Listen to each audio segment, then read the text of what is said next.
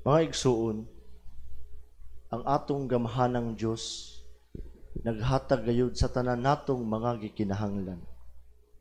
Ilabi pang iyang gihatag kanato ang kapasidad nga kita makahibalo ug makasabot sa daghan nga mga butang sa atong kinabuhi. Apan sa mga panahon nga kini nga mga kapasidad wala na magdala kanato sa tinuod nga angay natong katunan ug angay nato nga sabton, sigurado ang Ginoo maghimo og paagi nga kita iyang mapahinumduman. Ug mao kini mga igsuon ang hulagway nga gipakita nga nahitabo dinhi sa atong ebanghelyo karong adlaw. Diin ang mga Hudiyo kaniadto nasultihan ni Jesus sa susamang mga linya nga nagkanayon.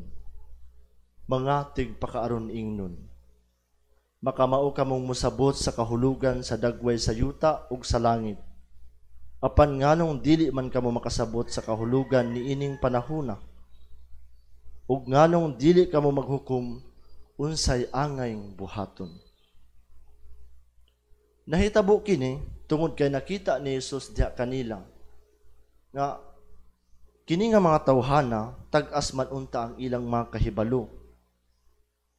Taas ang ilang kahibalo bahin sa Dios, bahin sa mga propeta, ug bahin sa mga balaod sa Dios nga gipahamtang pinaagi kang Moises.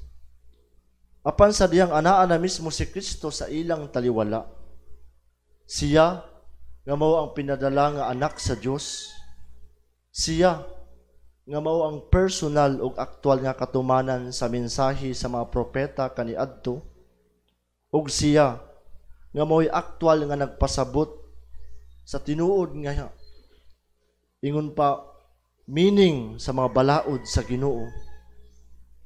Nganong wala gihapon sila makaamgo nga siya mao'y tumanon? Wala gihapon sila makabaton nga siya sa iyang gipamulong tinuod nga nagsulti og mga butang nga mahinungdanon. Kini makapalibog kanato. Kung atong tan-awon kita nga magtotoo, makaingon gay kita. Grabe. Napakyas sila. Naana sa ila ang Ginoo. Wala pa gid nila gisabor ang panahon. Wala pa gid nila napahimusli kaayo. Unsang pagkahitabua nga sila nga aktual nga gipakitaan o gipasinati sa gamhanang tilimad-on sa gingharian sa Dios, sila nga konkretong gipakita sa aktual nga gahom sa Dios. Anaa na sa ilang taliwala ang giingon pa nga embodiment of God's saving power and might. Apan sila pahinuon ang lisod pasabton. Sila ang lisod dalhon sa kaamguhan nga magpuyo subay sa kamatuuran. Busa makapangutana kita. Kung kita usab unta ang naa sa ilang sitwasyon kaniadto, ibutang ta kita mismo nakasaksi sa gipangbuhat ni Kristo. Nakapakaon sa libo ka mga tao. Nakapalakaw sa bakol. Nakapahimo sa buta nga makakita ug sa bungol nga makadungog. Nakapaamgo ug nagpasaylo sa mga makasasala, ug nakaayo sa daghan nga mga klase nga mga sakit.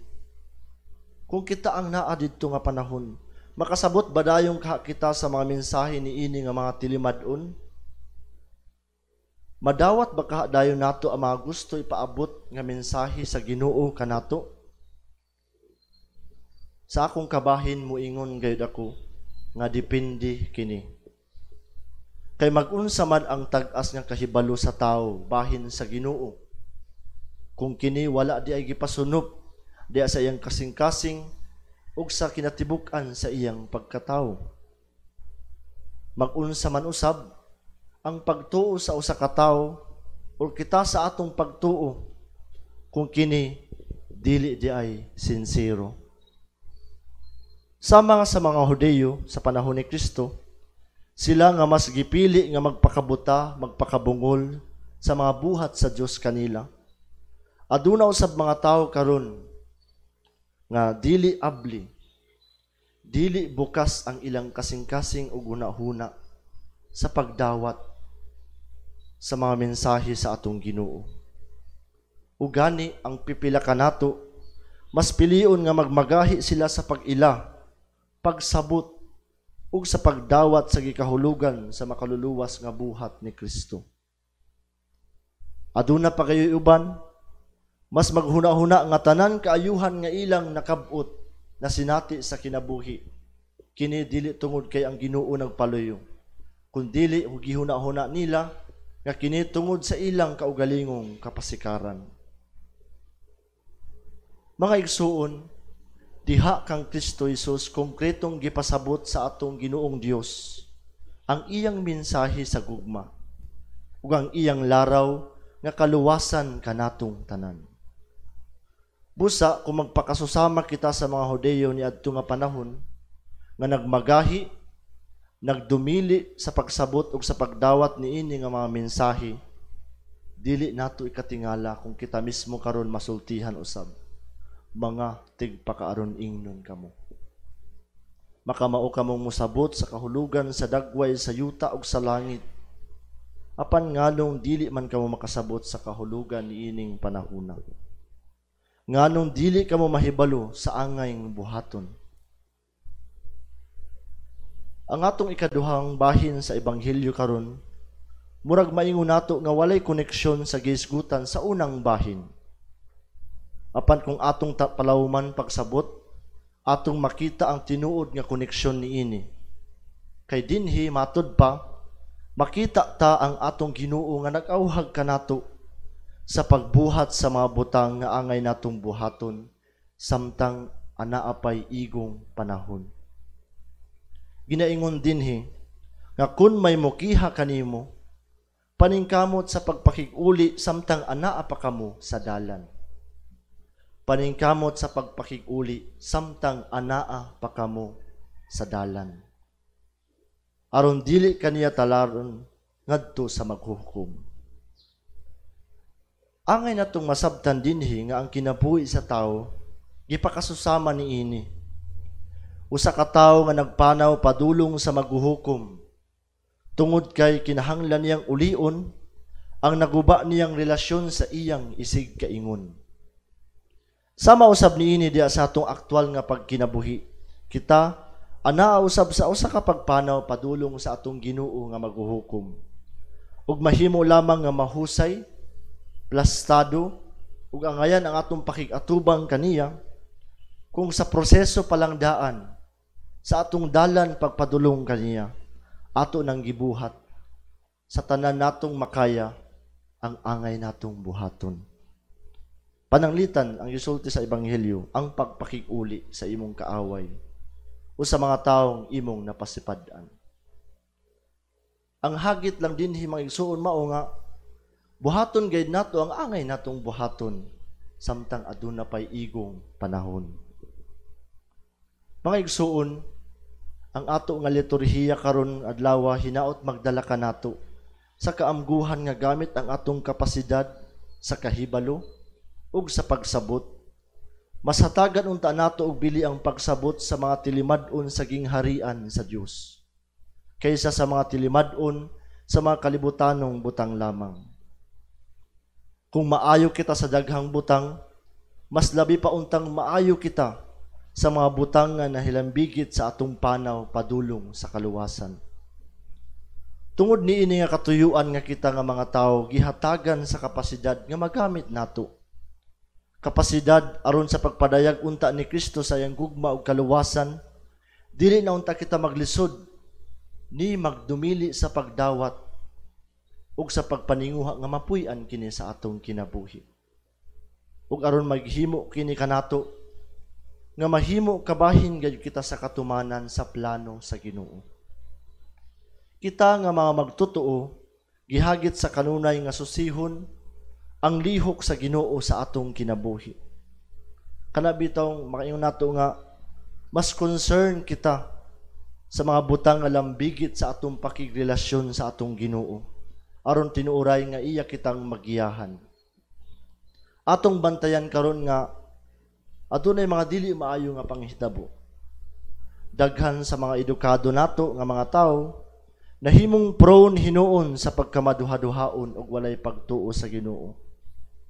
Daghan sa mga sikat nga mga tao karon makita nato sa social media ug sa mga televisions nga nagpuyo hinuon sa immoralidad ug maura bay gisunod sa kadaghanan. Daghan nga mga dato nga nabutahan sa gahom ug kahakog.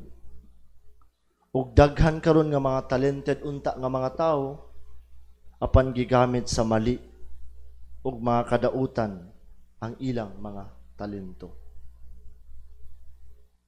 Karon isip mga magtotoo niini nga panahon, unsa may sab atong tan-aw niini?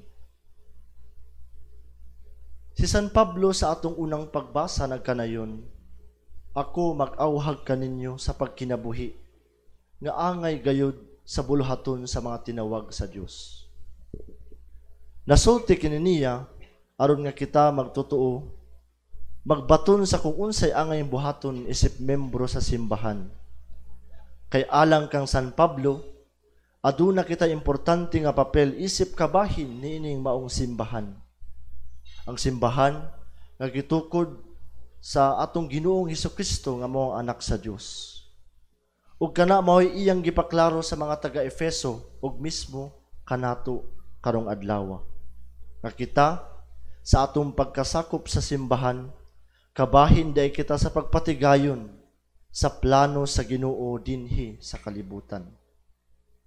Mao nga kung diya sa ebanghelyo nasabtan og ipakita kanato ang atong kaakuhan nga angay natong sabton ang tilimad-on sa gingharian sa Dios aron madawat ug mapuy-an nato ang mensahe nga nagpaluyo niini. Ato usab untang masabtan diha kan San Pablo karon nga magkinabuhi kita subay sa atong pagkatinawag sa Dios. Aron sa ingon niini, aduna usab kitay katakos sa pagsulti sama sa gipamulong sa tubag sa atong salmo karon nga nagkanayon. Ginoo, mao kini ang katawhan nga nangandoy sa pagtan-aw sa imong nawong. Mahimo lang kitang takos sa pagsulti niini kung kita sundon ug tumanon ang gihagit sa atong ebanghelyo karon ug sa atong unang pagbasa. Ginoo, mao kini ang katawhan nga nangandoy sa pagtan-aw sa imong nawong. Isip pagtapos nining akong paambit karong adlaw, tugot ako sa pagbasa sa usa ka nindot nga nakit-an ako nga pag-ampo. Ug sa paghimo nako niini, gihangyo kamo sa pagpahimutang sa inyong mga kaugalingon. Sa pagpiyong sa inyong mga mata. Aron nga inyo usab nga mabati ug ingnon nga kining akong basahon nga pag-ampo mao'y inyo usab nga pag-ampo karong adlaw.